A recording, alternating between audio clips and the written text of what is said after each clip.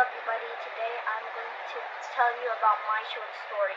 Before I tell you about my short story, I'm going to tell you what is a short story. A short story is a story that tells us something. There are a few things you need to know before making a short story. Number one, setting. Number two, character. Number three, sequence of events. Number four, the final. Okay, now I'm going to tell you my short story.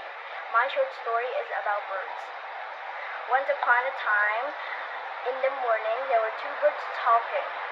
Their names were Bluebird and Pigeon.